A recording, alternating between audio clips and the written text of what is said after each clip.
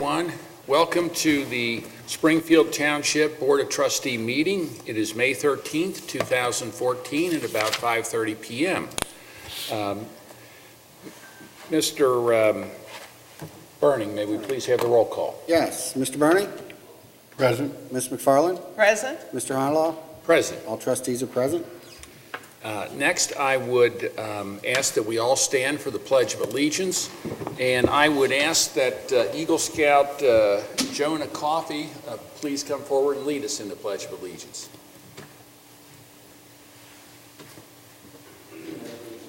To the flag of the United States of America and to the republic for which it stands, one nation, under God, indivisible, with liberty and justice for all. And Jonah, if you'll just stay up here for 1 second. We have a special presentation this evening. We are pleased to welcome Eagle Scout Jonah Coffey here, and we have a certificate to present to him in recognition of his community service. It will come down here in front, Jonah. Just give us one moment.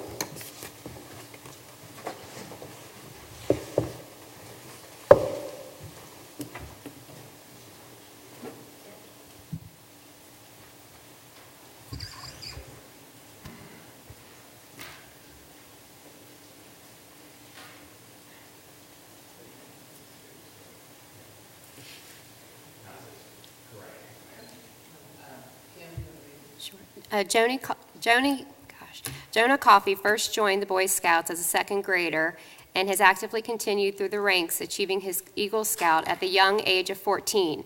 Few boys move up through the ranks of scouting, and only 4% achieve the rank of Eagle Scout before their 18th birthday. This in itself is quite an achievement. Throughout his time as Boy Scouts, Jonah volunteered for church and community cleanup projects and worked with Kids Against Hunger, which packages meals to send to areas of the world dealing with devastating loss. Jonah continues to give back to the Scouts. His claim to fame is his success in the PAC's yearly popcorn sale fundraiser.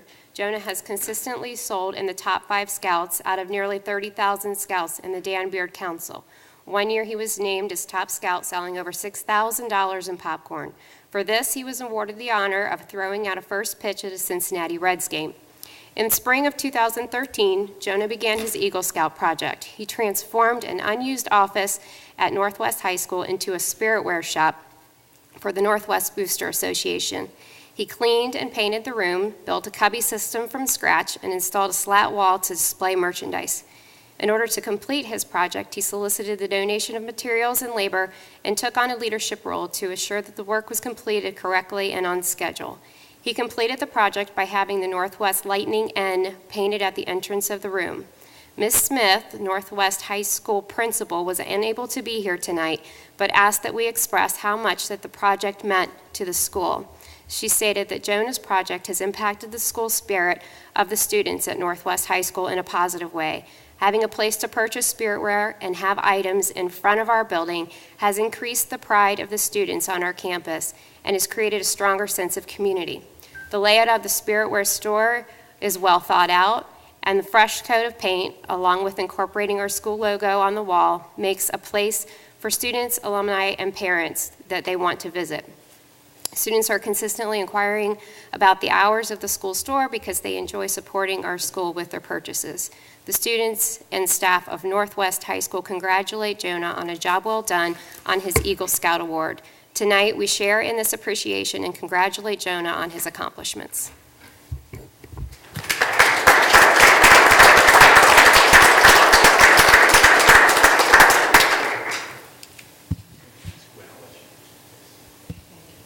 Recognition of Community Services, Springfield Township recognizes Jonah Michael Coffey, presented the 13th day of May in the year 2014, recognizing outstanding achievements in community service with the successful completion of his Eagle Scout.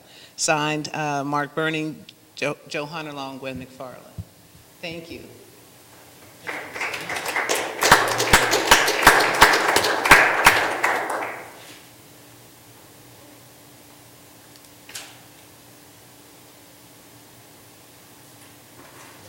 And I would also like to acknowledge without his parents would not probably be here, so I just wanted to ask the parents, if you guys and grandmama can stand up and just let everyone see who the great people are behind him and with him. And Grandpa.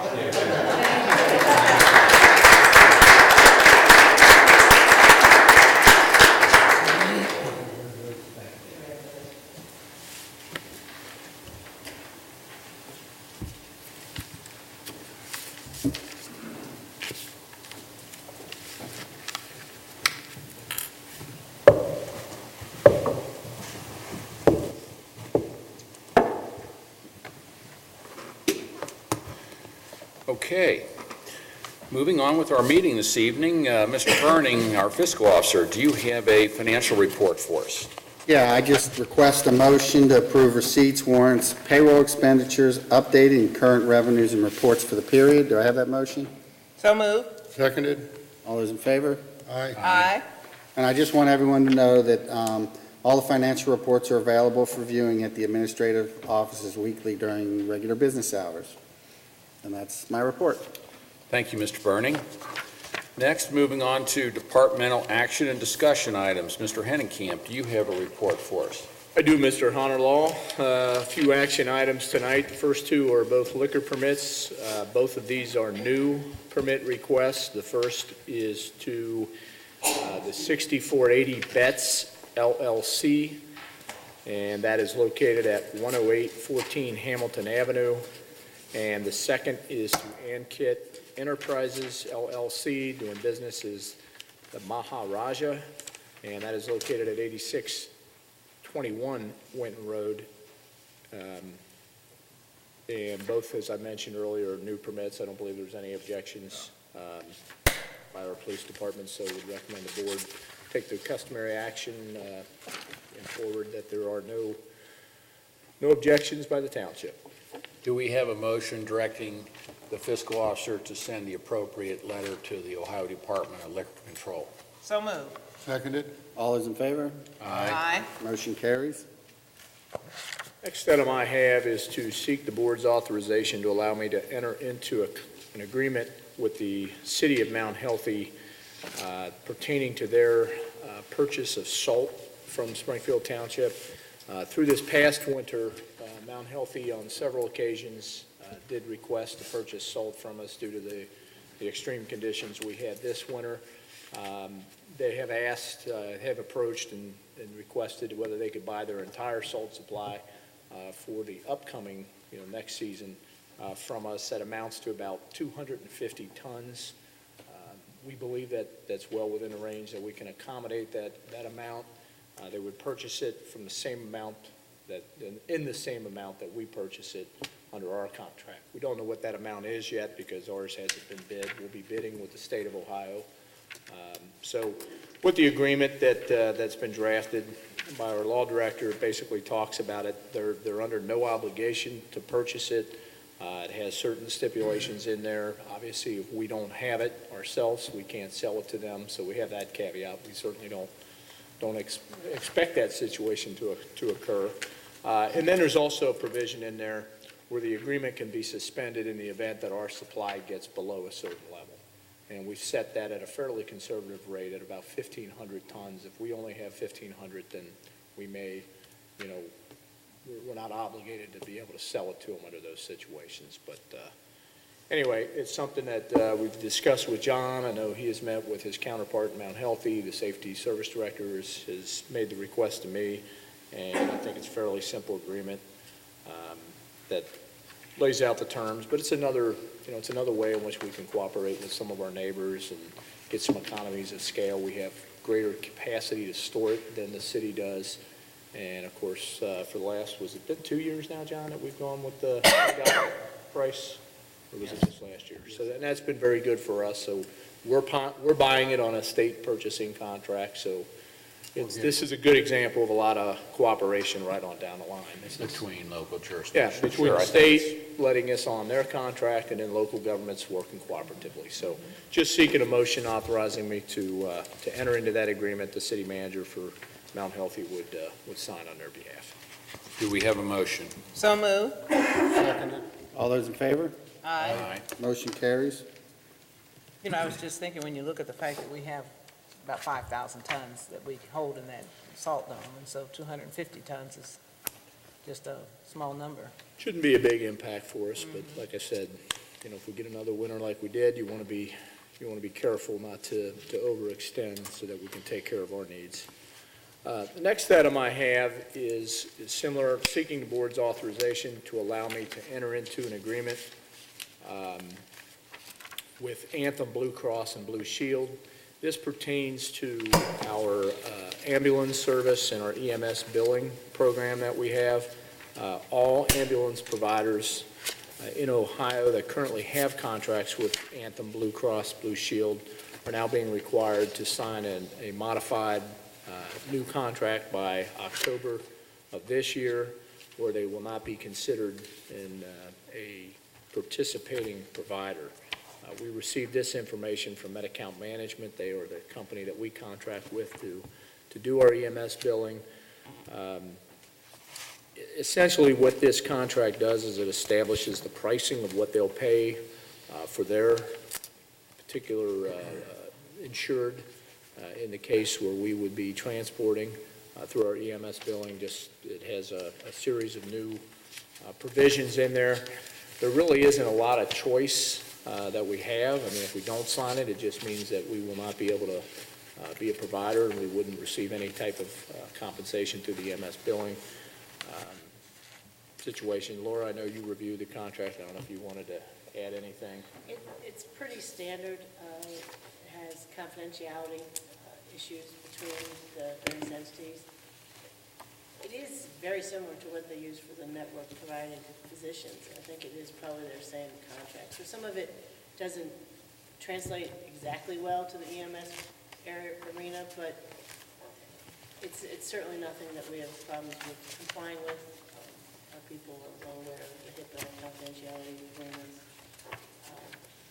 And we obviously have to deal with the Medicare issues right now anyway. So it's a lot of paper for something. It's 30-some pages, I believe, for something that we're really already doing. The only issue from their standpoint is that they make sure that we meet certain standards, which we're supposed to do. So they have some protection for them on that front. And if we don't use this, then we become the collection agency to try to collect from people that use it. Well, we could still use a company to do it, but we would not be sent the check. The check, if they provided a check for the transport, it would go to the patient. You have to collect it from the patient rather than from the insurance company. Correct. Right. So, and that would certainly be difficult, not what we try to do, so. And my one question, I read this, and I'm sitting here paging through trying to find the page that had the actual schedule of fees. Is it significantly less than what they're paying us now? It's in the front, Jay. Is it on the front?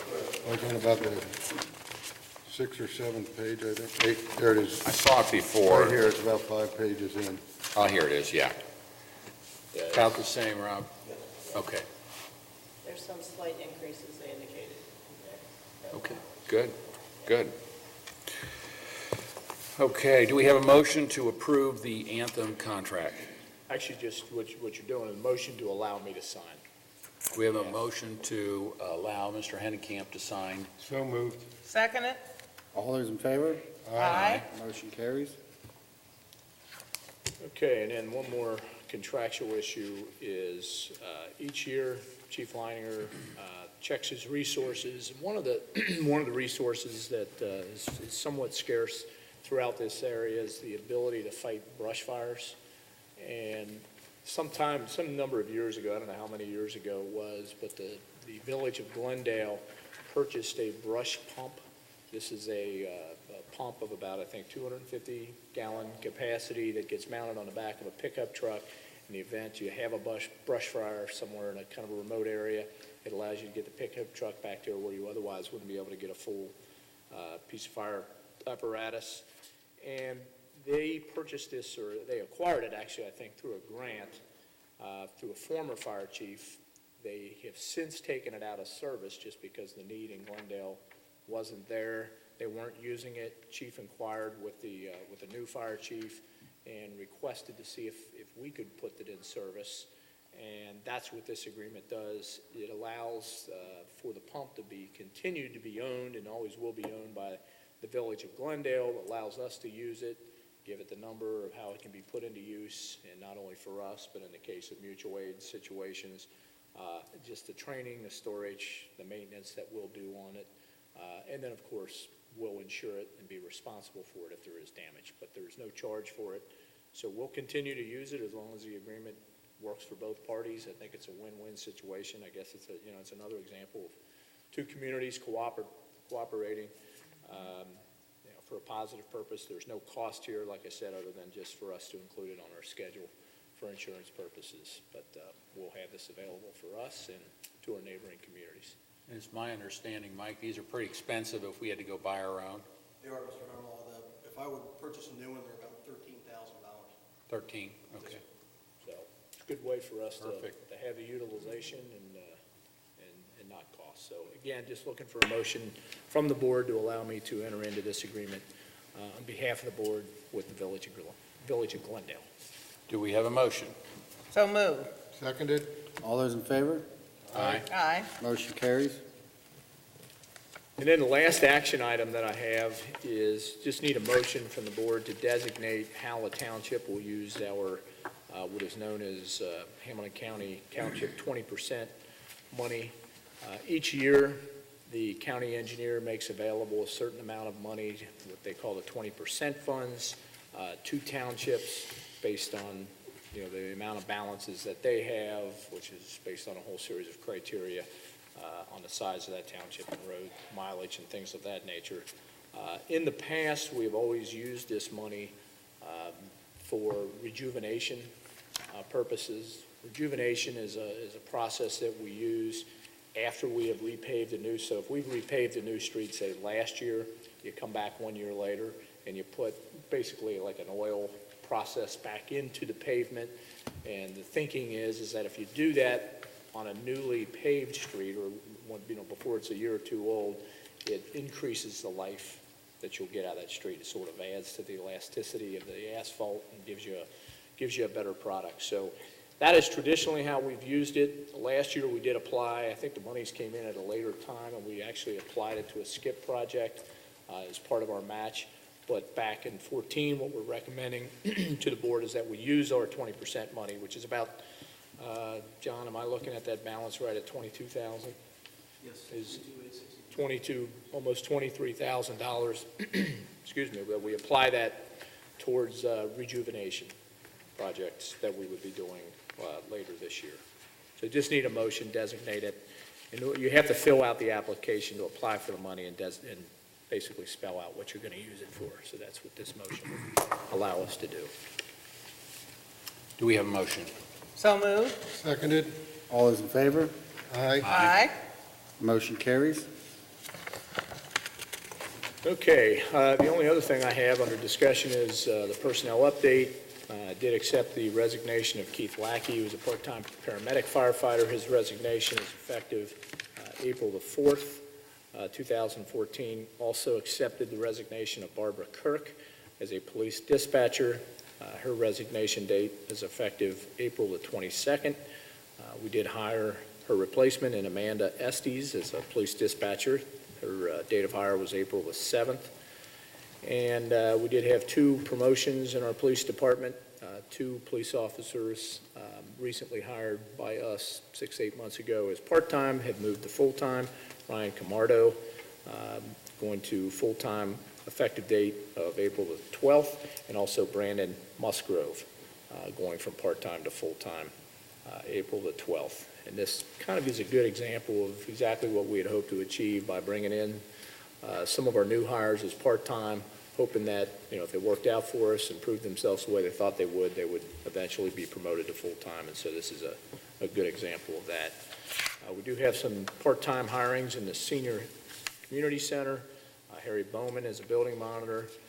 His effective date of hire was April 14th. Sue Stevens is a bartender, effective April the 16th. And we've got 2 summer help that have joined us, 2 of our summer help for the upcoming season. Taylor Bovey, effective date of May the 5th, and Jacob Ungenbuehler, effective date of May the 7th. Now, Kim, you got through, I think, most of your day on Saturday without any rain. I don't know if you made it through the whole day. It rained late, but better than what you expected. Kim will bring us up to date on what happened with the Great American Cleanup and other community events. Thank you. Yeah, we made it through, but our poor service department had to bear the weather. It let loose as soon as we were done. We did have a successful event. We had 125 volunteers that day, 12 different community groups. We collected 110 bags of litter. We removed 5 tires. We planted 504 trees and about 12 flats of flowers. We cleaned the on and off ramps of Cross County Highway and most of our major thoroughfares. And we also cleaned 3 creeks, all in 3 hours. So it was quite an outstanding feat for everybody that was involved, and we're very appreciative for all the volunteers that came out. It rains every year. I don't know, I've changed the date. It rains every year. So our next upcoming events, we've got Community Night at the Y on June 1st. All Springfield Township residents will enjoy free admission to the Powell Crosley YMC all day. That's actually new. But then from the evening, we'll have our community pool party from 6 to 9 p.m. We invite businesses to come out for a free booth space, and we have games in the pool and prizes. It's a lot of fun. And then we have a family concert scheduled for back behind the senior center on the patio there on June 12th, and we're bringing out an entertainer. He's a family entertainer. His name is Chip Richter. That event is free, completely 100% brought through the Springfield Township Arts and Enrichment Council. We do not have sponsors for this particular event, so this is kind of our big gift to the community is this big family concert. That's all I have. I would just like to say, yes, the rain held off for us on Saturday, but all of those individuals that volunteered, and I was part of a group that went to Brentwood Park, and we planted 250 trees in about 2 hours. And last year when we planted some trees, we were slipping and sliding in the rain and the mud, so it was muddy, but not as bad as it was last year. But to be able to plant that many trees in that short a time, I just think is phenomenal. Once they got the knack of how to put the shovel in, thanks to Trey, and then put the tree in place, it was on. So they did a fabulous job, and I'm glad that the rain held off until we were finished. They were just a great group, young people. Sure, the only other thing I have is I know the board has copies of the departmental activity reports, so unless there's a question, that's it. But I will need to request the board go into executive session for the purposes of discussing the employment of a public employee. I have a couple questions of our department. I was reviewing the annual report from our police department, and when I looked at some of the numbers and the data, it appears that in some of our areas, we've seen an increase in crimes, and other ones we've seen a decrease. And so, Dave, Chief, can you kind of clarify that for me, why? And because the increase is looked like it was from 2011. Well, yeah, we go up and down every year in crime stats. What we do is a 3-year comparison, and we break it down by the Part 1 offenses that the FBI basically uses to determine your crime rate. So overall, our crime rate was down for 2013. And it kind of balances out where we were up in auto thefts. We had a string of auto thefts early this winter where people were leaving their cars warm up all the time, and people were coming around through the neighborhoods, jumping in the cars. So our auto thefts were actually up. Our larceny offenses are actually down from 2012 was our high year. It dropped a little bit last year.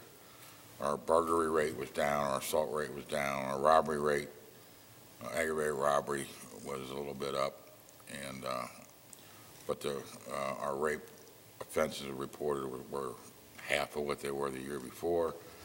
And then we had 4 homicides in 2013 versus none in 2012. Now, three of those have been solved, and those are all drug-related homicides. But overall, the crime rate's relatively the same as it was. Isn't the auto theft mostly kids jumping in running cars? There was 4 kids that we eventually arrested that were responsible for about 20 different auto thefts. They were taking cars from Springfield Township, North College Hill, and Mount Healthy. And basically, they would just go out in the mornings when walk around and find people that left their cars running in their driveway or parking lot. That would be me.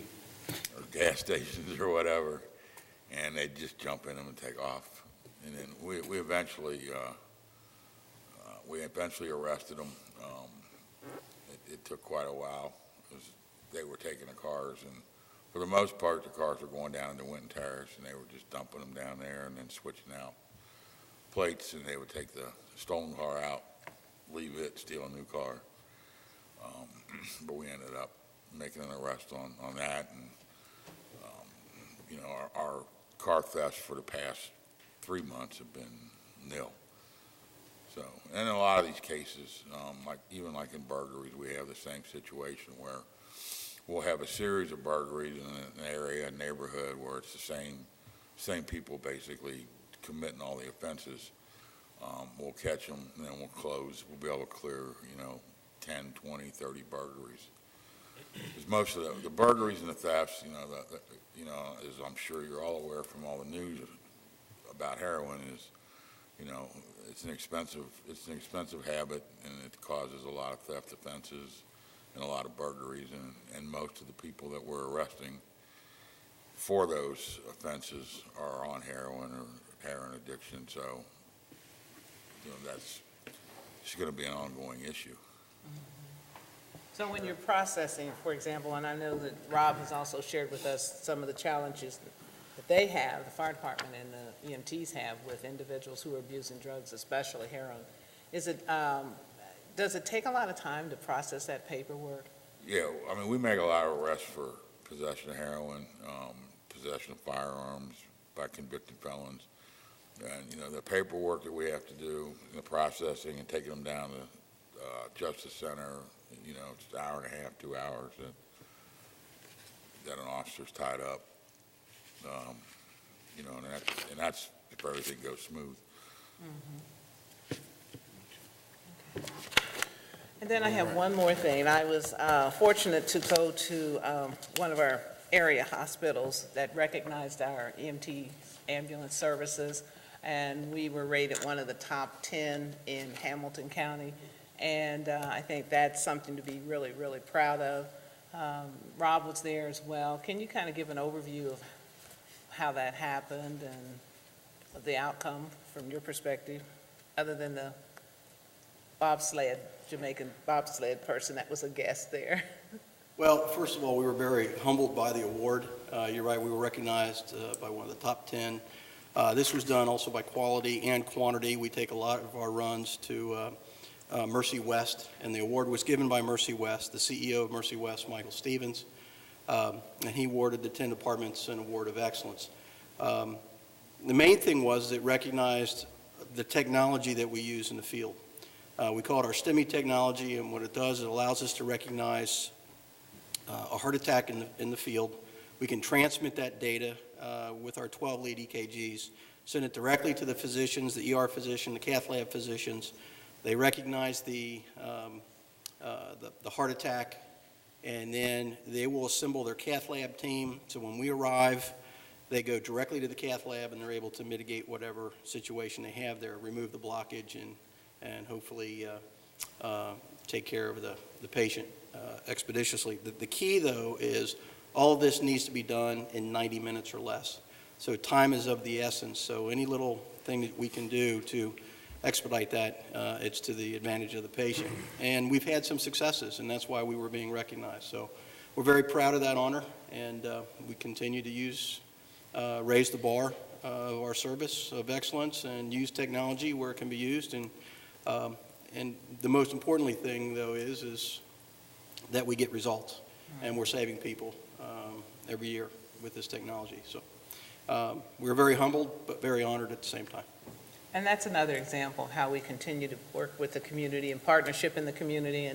And Mercy does a fabulous job, but also I was listening to the story about the gentleman who had a heart attack and was transferred to University of Cincinnati, and it appeared that he wasn't even responsive, and by the time he got to the hospital, thanks to the work of the paramedics, they had the team waiting, and that he actually survived. It's a miracle. So, it's just, again, the work that we do, working with our communities, not only in the police department, the service department, but also with our fire department as well. You guys are to be commended. Thank you, Mayor. That's it. Any other questions? Okay. Next, and moving on to board resolutions, we have a number of resolutions this evening. The first one is Resolution Number 34, 2014. This is declaring nuisances pursuant to Ohio Revised Code, Section 505.87, at various listed properties within Springfield Township, and authorizing statutory actions necessary to abate the nuisances. Do we have a motion? So moved. Seconded? Mr. Bernie? Aye. Ms. McFarland? Aye. Mr. Honalaw? Aye. Motion carries. Next, we have Resolution Number 35, 2014, authorizing the private sale of motor vehicles which were titled to the township pursuant to Revised Code Section 4513.61 and Revised Code 4513.62, and which are not needed or unfit for use in the police department. So moved. Seconded? Mr. Bernie? Aye. Ms. McFarland? Aye. Mr. Honalaw? Aye. Resolution carries. Next, we have Resolution Number 36, 2014, authorizing the sale by internet auction of vehicles titled to the township pursuant to Revised Code Section 4513.61 and 4513.62, and which are no longer needed for public use, are obsolete, or unfit for use in the police department. So moved. Seconded? Mr. Bernie?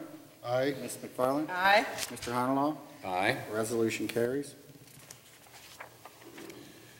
And finally, we have Resolution Number 37, 2014, which is a supplemental appropriation within the State Law Enforcement Fines Fund 2906 and within the general fund. Do we have a motion? So moved. Seconded? Mr. Bernie? Aye. Ms. McFarland? Aye. Mr. Honalaw? Aye. Resolution carries. And on that last resolution, I would maybe add that just for public's knowledge, $6,500 of that is to go towards the removal of ash trees that are hit by the emerald ash borer in our parks and are dead, and we have to get them down so they're not a public hazard. With that, do we have any old business before the board? I have none. No. New business? Do we have any new business this evening? I have none. No, I don't. Okay. We then come to citizens' participation. If there's anyone here that wants to address the Board of Trustees this evening, we ask that you come to the podium, state your name and address, and that everyone else remain quiet so we can hear what they have to say. Is there anyone here that wants to address the trustees? Yes, sir.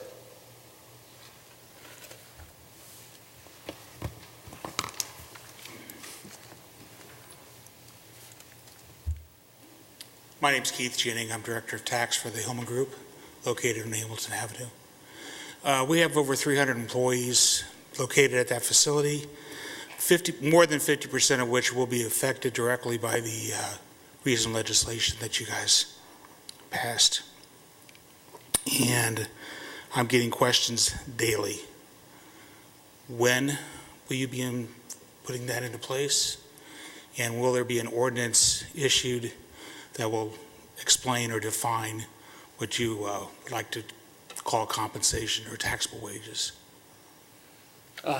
Well, to answer some of your questions, there has to be pursuant to state law. Well, let's back up.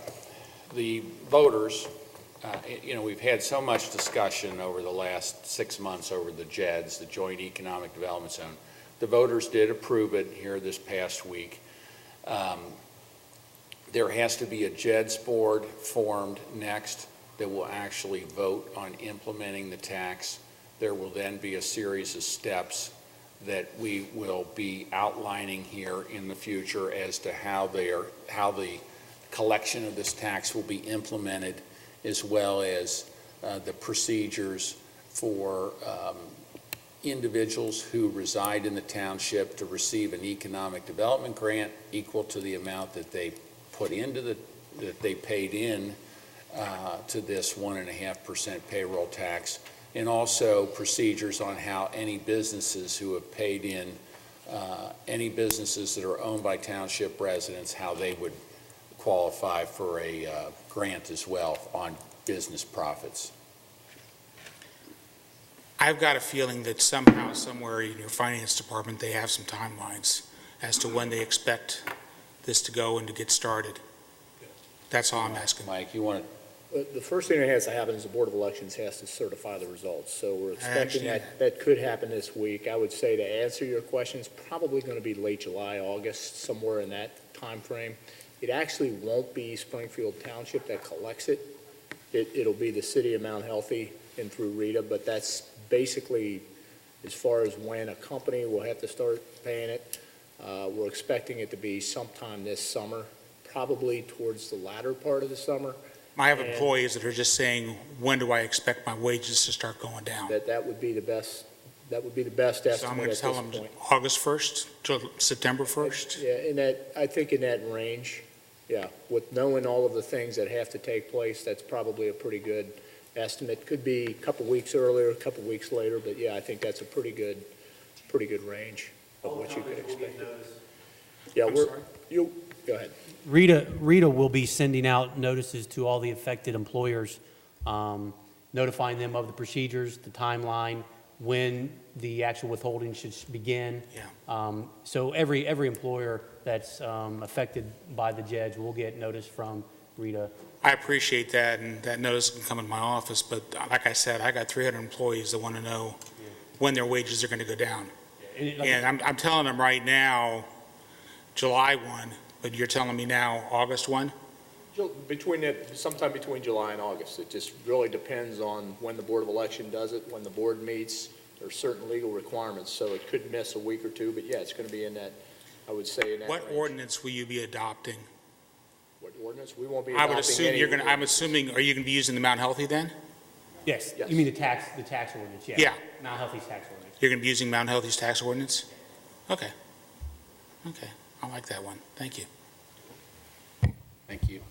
Is there anyone else who would like to address the board this evening? It appearing that there is not, do we have a motion to move into executive session for the purpose of discussing employment of a public employee? So moved.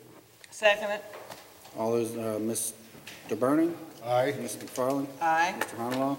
Aye. We're now in executive session. All right, thank you everyone for coming. We appreciate it.